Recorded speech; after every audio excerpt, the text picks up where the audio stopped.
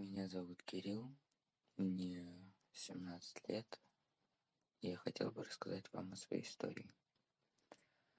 Когда мне было 10 лет, мы с моей семьей переехали в другой город. С детства я рос здоровым, счастливым ребенком, но в один день все изменилось.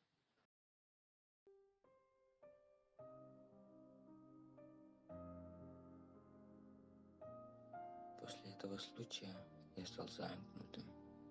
Отец, заметив это, стал применять силу в отношении меня. Я замкнулся еще сильнее.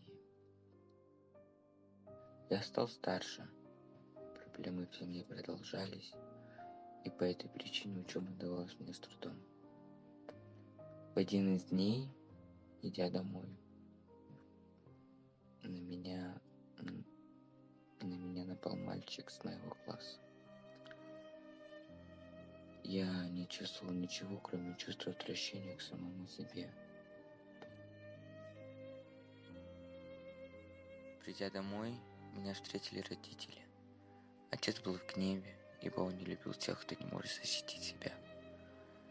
Моя мать вставала между мной и отцом, дабы хоть как-то защитить меня, но у нее не получалось. Отец, он избил меня.